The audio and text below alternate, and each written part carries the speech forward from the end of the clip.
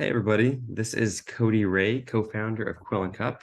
I wanted to take a few minutes to give some takeaways or a shorter version of the webinar from this week on setting goals for intentional living.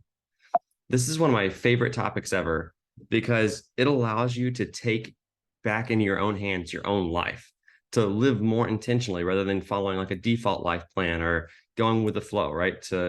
To make explicit decisions about what you want your life to be like. So we're going to break this down into three key areas, starting with mindset, like everything in Quill Cup, right? It all starts in your mind, and how you think about things and how you approach these problems or life design in this case. Then we're going to go into some strategy, and we'll talk about three key strategic ideas that will help you actually implement this goal setting and review process. And finally, we'll get into specific systems that I recommend and that I've personally been following since 2013 and that we follow internally for Quill Cup as well. And hopefully it'll be as valuable to you as it has been to us. So starting with mindset, we're going to cover goals, self-improvement, and how you can apply them to your life. One analogy that some of you may be familiar with, but I really love and find very poignant here is the idea of rock, papers, and sand. Rock, pebbles, and sand, not rock, papers, and scissors. So in this story, a professor walks into a classroom with a large jar and a bag of rocks, pebbles, and sand. And he asks the students to put as much of it into the jar as possible. Now, some students come up and they add a bunch of sand and just fill the entire jar with sand. And he's like, well, how do I fit in the rocks or the pebbles? Other students catch on a little bit and they add some pebbles, they add a couple rocks, and they add some sand. And he's like, okay, this is great, but we still have these big rocks that they just can't fit in here. And finally, he shows that if you put in the big rocks first, you can fit all the big rocks and they'll take up the most space, but there's spaces between them. And then you can layer in pebbles, right? And then finally you can pour sand in and it'll fill in all the little cracks until the jar is 100% full and you've got most of your stuff into the jar. Now, the jar here, if you haven't figured it out, is your life. The amount of time we all have is the same size, same jar. And the rocks, the big rocks, I like to call them, these are your core values, like the things that are the cornerstones for your life. And everybody has their own core values, but some common ones maybe family, maybe learning, maybe their career, maybe their volunteer causes. You decide your big rocks, but you need those to go in first. Otherwise, they won't fit. And then next, you can put in your pebbles. These are your really nice to haves, not absolutely critical. Maybe it's bucket list items. Maybe it's where you want to travel. Maybe it's gifts that you want to give certain loved ones if you can, right? You will still feel good about yourself if you can't do this, but ideally you'd be able to. And finally, it's the sand. It's all the day-to-day stuff, the cooking, the cleaning, the chores, the laundry, the drop off and pick up kids from school, whatever it may be that needs to be there, right? To make your life complete, but aren't necessarily core values.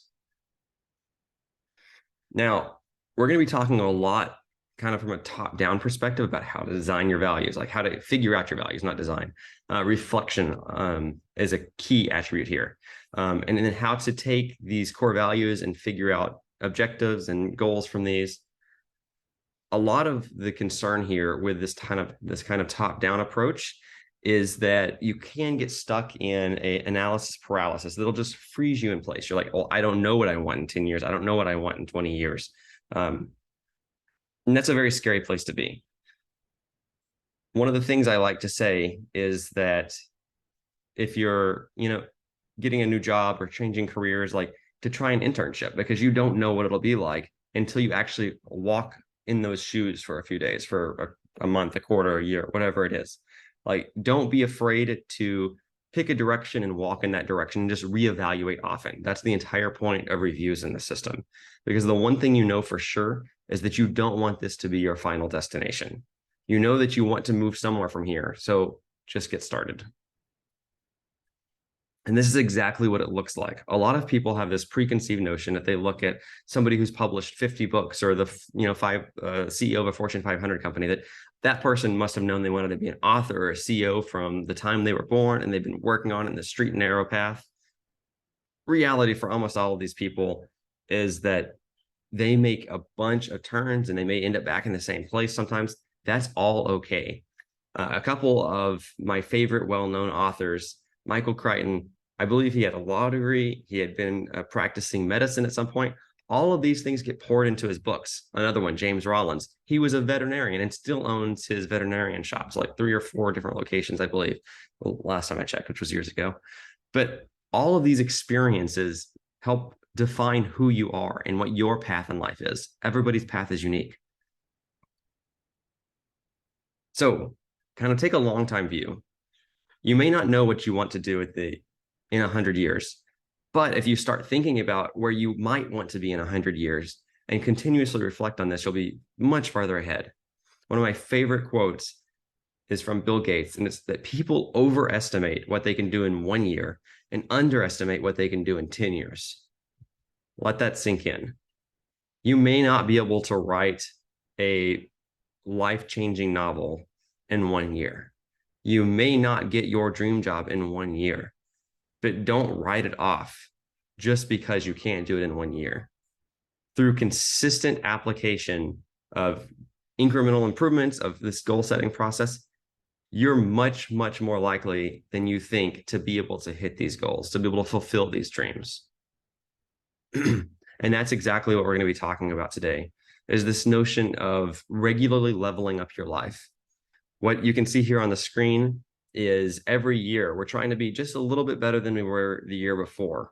And what is happening inside of the circle in each year is the system that we're going to be talking about. That is what contributes to being able to level up your life next year. You know, every year you're leveling up a little bit than the year before. And all of this comes down to lots and lots and lots of reflection. Always ask yourself, what do you really want? Okay, so that's the big picture mindset. Now let's get a little bit more into the more strategic hands-on bit. So we're going to be talking about 3 key ideas called your areas of responsibility, your big why, and focusing on the big wins. So first, let's think about how you do goals today. Some people jump in and just get started. Anya is great at this. Some people do a ton of research in advance and sometimes get stuck here. This is where I end up more frequently than I like.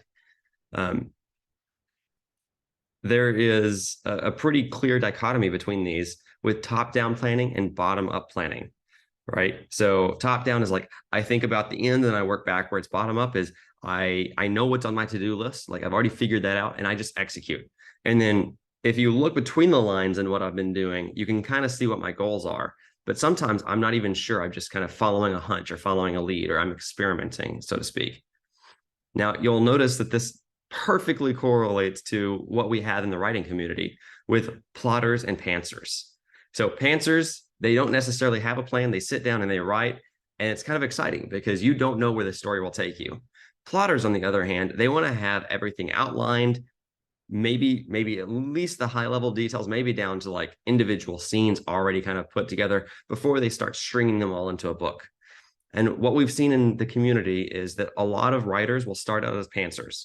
They're like, I know I want to write. I have this inkling of an idea and I'm just going to go for it.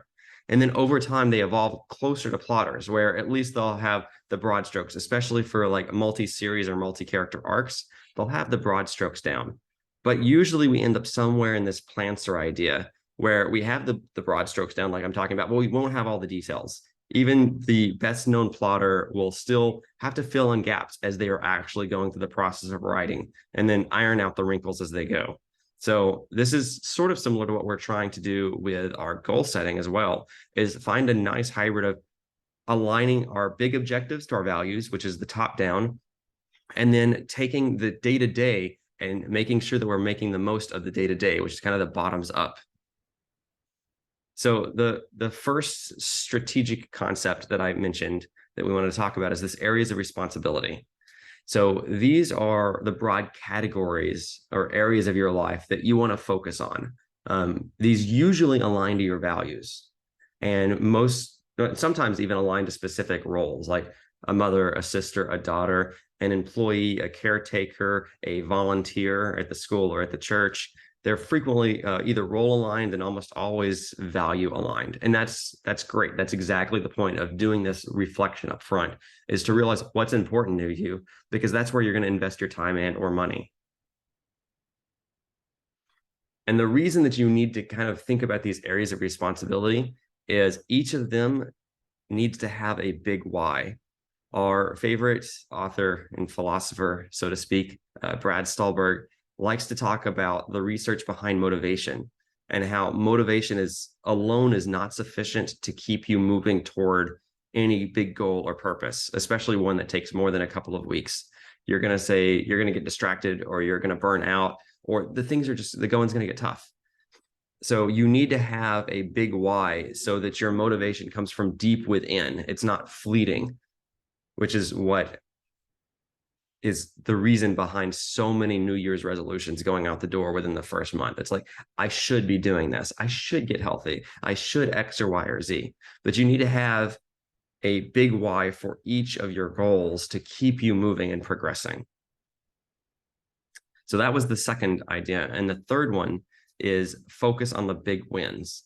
So say you choose to prioritize writing, health, and finance. Now, what is the big wins in each of these categories? The minimum thing that if you focus on, you are almost certainly sure to hit your goals. In writing, we've identified that it's having a consistent writing schedule. And then the second one is that you've outlined your character arc. You have a rough idea how the character will develop throughout your book or your series. And then finally, getting words on paper. You can't edit a blank page. Similarly, health has understanding your caloric needs, calories in, calories out. And you want to focus on that before you get into your macros and micros. And you want to focus on that before you start, fine-tuning your exercise.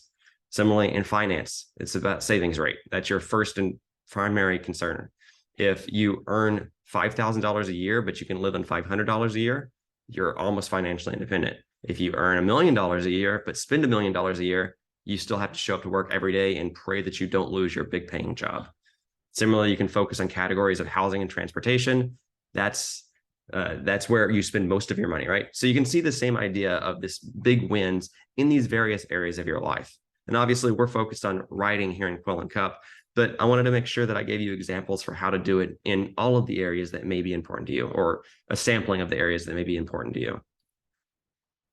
Now, finally, our third topic is how do we boil this down into specific systems that you can apply in your day-to-day? Now, this system is made up of three key components: your objectives, your key results, which are the measurable, quantifiable ways of meeting your objectives, and finally, your reviews for accountability. So how this kind of comes together in a rough step-by-step plan is, first, reflect on your values, your areas of responsibility. We've already talked about that. And then you choose objectives that are aligned with your values, or aligned with your areas of responsibility more specifically. Then you go to the work of breaking the objective down into SMART goals, where you can have one or more goals for every objective. Then every month, maybe every week, depending on how rigorous you want to be, you review this goal progress. You see, am I on track? What do I need to change? What's working well? And you reflect on the actual execution to hit your goals. And finally, you just rinse and repeat. Quarterly, annually. I tend to recommend an annual process to start here. It's a nice balance for personal goal setting. For writing in the house, you'll see that we do daily accountability, that channel in our Slack community, which is actually you set a goal on Monday and then you review it on Friday. So it's more of a weekly setting.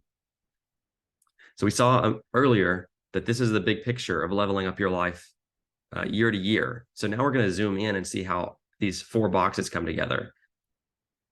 Yes, they're exactly what we just said in the system. We've already went through identifying your values and your areas of responsibility. From those, you can break down objectives. And for each objective, you can break down key results and you review it. And then this is just a cycle that you just continue repeating week in and week out, month in and month out, year in and year out, to just slowly and continuously and consistently apply to your life. I mentioned SMART goals. Some of you may have heard of them. Some of you may be totally new to this concept. So what are SMART goals? This is an acronym for goals that are specific. What exactly do you want to accomplish? It's not enough to say that I want to write a book. What kind of book, what genre of book, how long, etc. Measurable. How will you know when it's done? It's always a fun question. When is the book done? When is it good enough? Achievable. How realistic is this goal for your own life, for you, where you are at right now in your station of life? Relevant. Why this goal? Why now? And this is where your big why comes in. And finally, time bound. When will these be done by?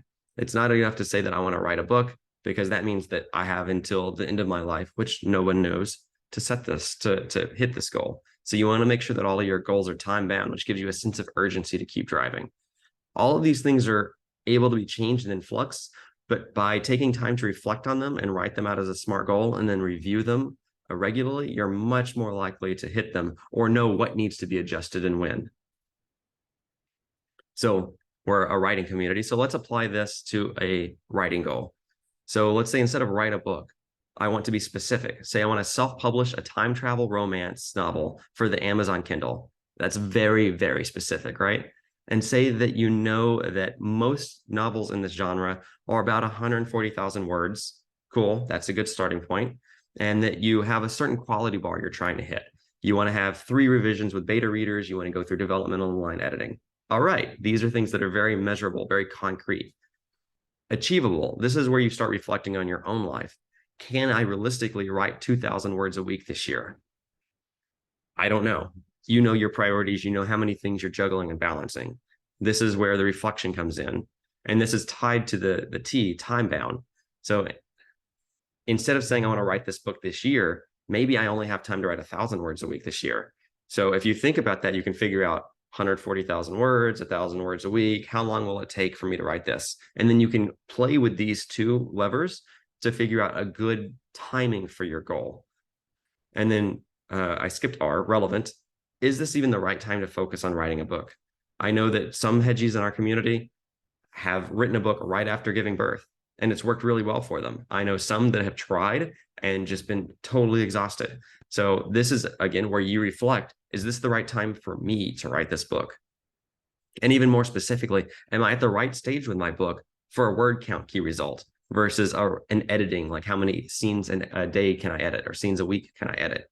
So you can get very specific on your goal depending on what stage you are in the process. So I mentioned objectives and key results, and it's not always clear what the difference is here. So to make this a little clearer, I hope, the objective is the what. It's a high-level goal. It's going to remain the same for a long period of time until it's done. Right? Write a book, learn another language, achieve financial independence. The key results, that's your SMART goal. That is how you actually achieve it, or how you know you're on track to achieve it, I should say. If I want to write a book, we've already seen that having a consistent writing schedule is one of the most critical things, the big wins. So I want to write 500 words 3 days a week. These are the key results that I'm looking to track and achieve over time.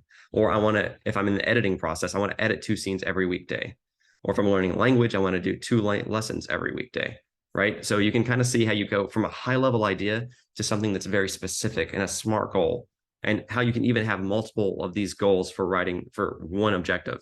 So writing a book, if you're writing, you might have a word count goal. If you're editing, you might have an editing goal. And these will evolve over time as you make progress toward fulfilling your ultimate objective. But the key here is that you let go of the outcome. You can't control it, right? You just give up this illusion. Going back to Brad Stulberg, one of the things he says is that although you start with this objective and you break it down into a series of steps, once you know the path, you throw away the end goal. You stop thinking about it. You stop obsessing about it. You don't come to a prickle every day and you think, I need to write this book. You come to the prickle and think, I need to get these many words written. I need to edit this many scenes. I need to flesh out this character arc for this particular character. I need to think about how the villain would actually realistically react to this scenario. So then you're focusing on just execution day over day. And you're basically front loading as much of the work as you can at the beginning of the process, at the beginning of the year, so that you don't have to revisit and rethink all the time. Like, wait, what should I actually be doing next? You can just focus on execution and making actual progress. So this is what you're focusing on, is the process itself.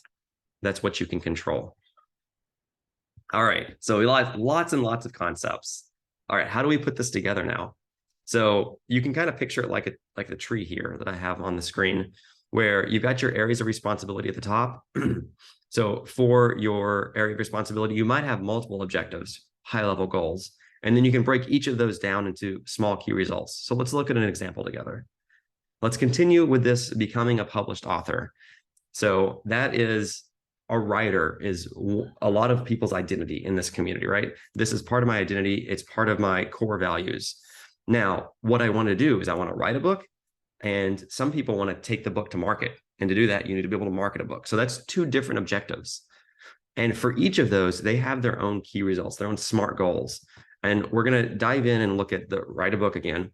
So you can see that you have these three big wins are your key results under write a book: consistent writing schedule, outlined character arcs, and getting words on paper.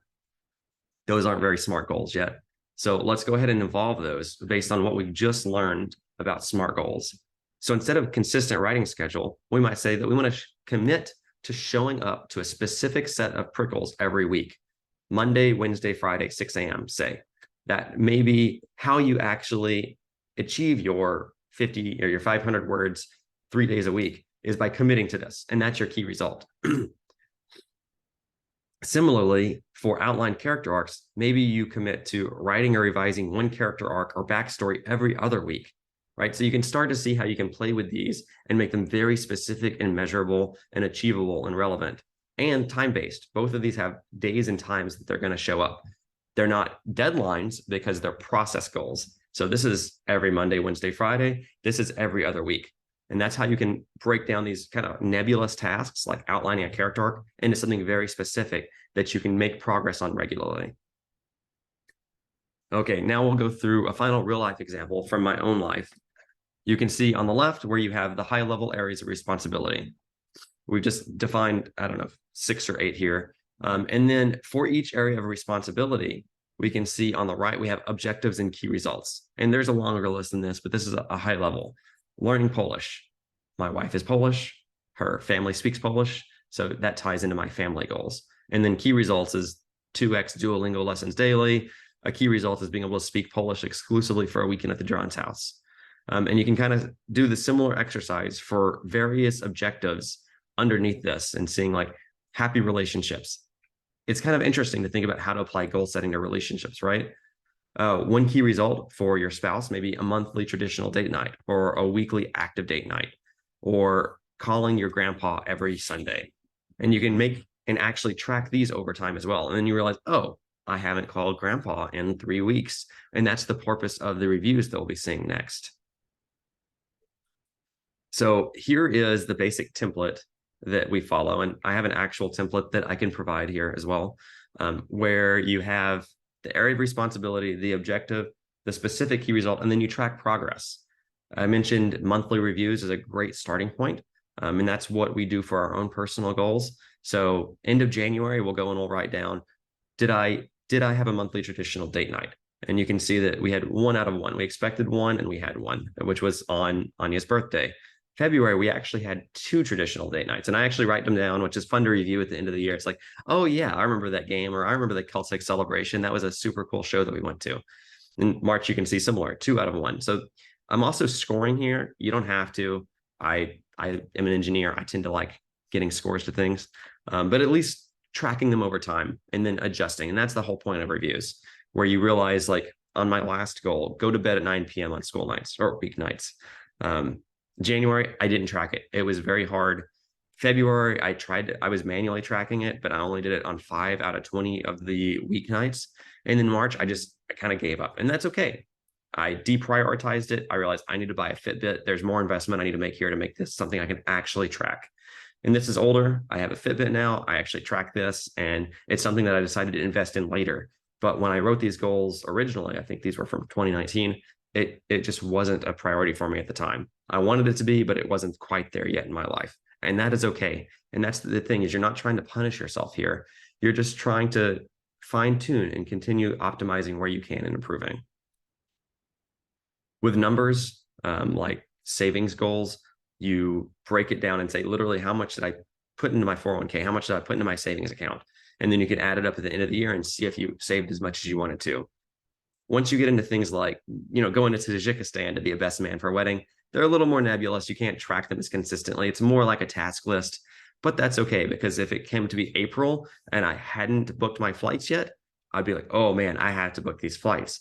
So the idea here is that you need to know the next step. so that you don't just forget about it or too long passes without making progress. You want to make consistent, regular progress. That's how it compounds. Just like savings compounds, progress on any of your goals compounds. Learning compounds, one of my favorite compounding.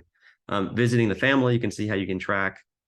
And then at the end of the year, you want to go through each of your objectives and say, okay, add them all up. Did I hit my goal? With the savings, you can just add it up literally. Did I go to Tajikistan and be a best man and give a speech? You can decide that. Did I visit my family or call my grandpa or call my best friends as frequently as I wanted to? And this is the review process and the reflection that goes into setting goals for the next year. And you can even score them like I had mentioned. So I can see that we had 18 date nights. So 150% because we'd only decided that we wanted 12, one a month, and we actually did 1.5 a month on average. Awesome. And it's okay. It's okay to fail on some of these. I mentioned that going to bed on, at a certain time every night. I didn't track it. I gave up. That's okay. One of the ideas that I want to try to introduce you to, if you do decide to score this, rather than just giving like did it or didn't do it on each of the items, is this notion of a 70% rule. And this is what we use at work, and I've used in a number of places in life for years as well. The idea here is that you want to set a goal high enough that it stretches you, right? You need to get outside your comfort zone to grow. That's a key requirement of growing, as we've learned from many, many daily coaching and webinars over the last year and a half. And you don't want to set it so low that, you don't want to set it so high that it becomes demoralizing though. So if you set goals and you only achieve 50%, you may not come back next year. And that's the worst possible outcome. It's better for you to hit 70%, 80% and come back next year and keep iterating than to set such ambitious goals and to get so down on yourself that you give up and stop with this intentional life improvement process. So a 70% rule is roughly what we target. Sometimes we'll hit 60%, sometimes we'll hit 80%. It's okay. We're trying to hit around 70%. Even if you hit 50%, come back again next year. Especially your first year or two, you don't know what you're quite capable of yet. You're still learning how to project these. So that's everything. So from here, you can just start to execute, break down your goals, and then start the regular review process. Thanks, everybody. I really look forward to our monthly goal reviews in the Hedgie House. If you want the template or if you want to join in for these reviews, go ahead to quillandcup.com and start your trial, or on Instagram at @quillandcup, DM Anya, and she can get you access to the template. Thanks, and look forward to talking to you soon. Bye.